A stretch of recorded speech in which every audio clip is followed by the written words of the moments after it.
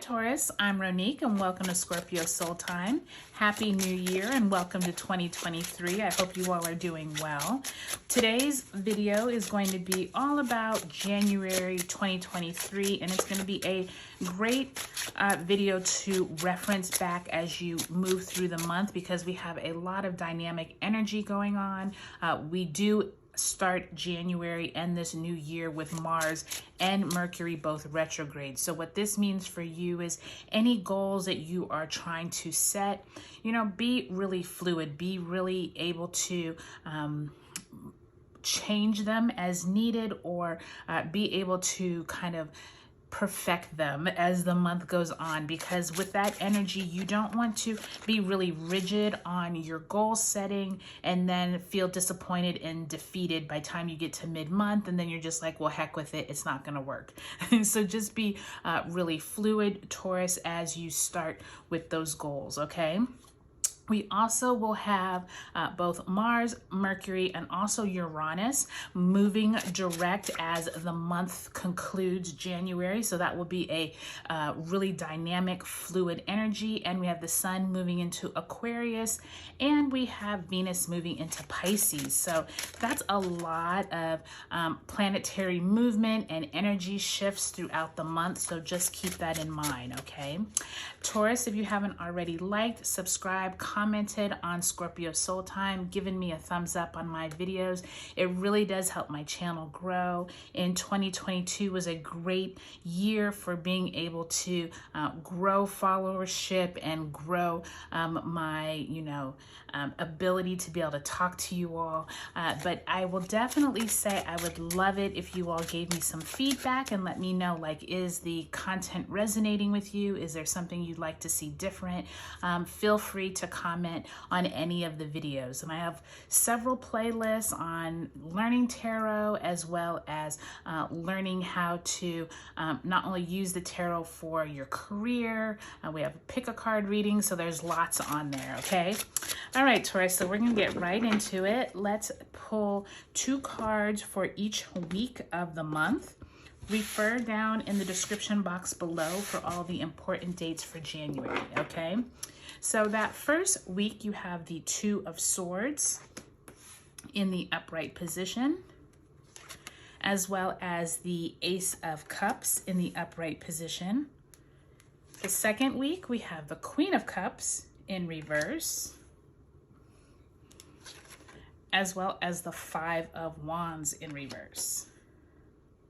That third week, you have the Star card, so possibly some Aquarian energy working with you there, as well as the 3 of Wands in the upright position.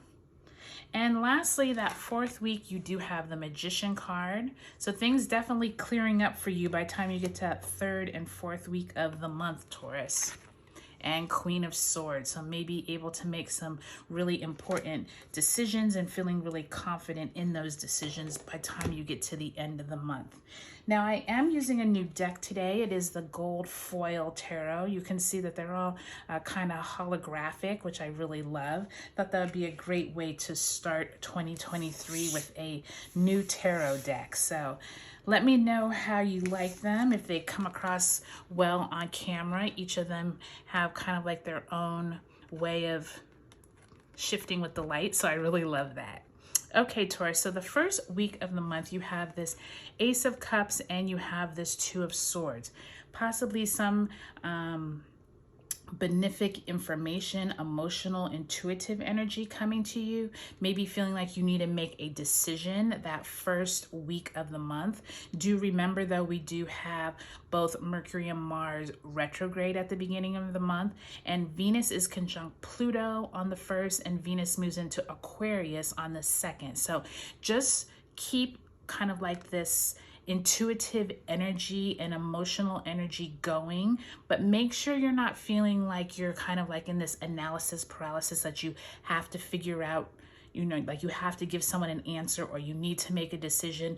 Make sure you kind of give it some thought, take a few weeks if you can, because like I said, that energy is not going to be crystal clear with both Mars and Mercury still retrograde at the beginning of the month, okay? But the good thing is by the time we get to the third week of the month, both Mars, Mercury, and we also have Uranus going direct, okay? All right, so by the time you get to the second week of the month, we do have Venus squaring the nodes.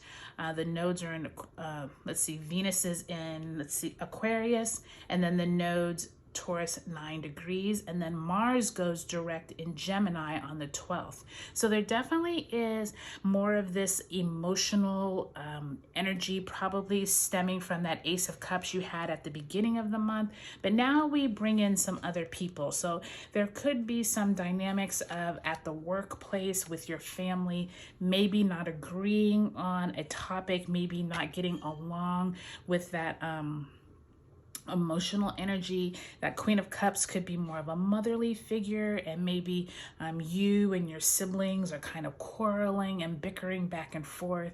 I do feel like once you get to that third week of the month, though, it seems like you shift energy. Here it seemed like you were more in this kind of contemplative, trying to figure out what's going on, maybe bickering with some others. But then by the time you get to the third and fourth weeks, it's now all about you. Like there's no other people, it seems like, on the card. So I feel like the Star card and the Three of Wands now is that goal-oriented mindset coming in with the Aquarius Star card, number 17, Major Arcana, with that Three of Wands. You're now ready to goal set. And I think it's a great time because by the time you move to the third week of the month, you have Venus conjunct Saturn.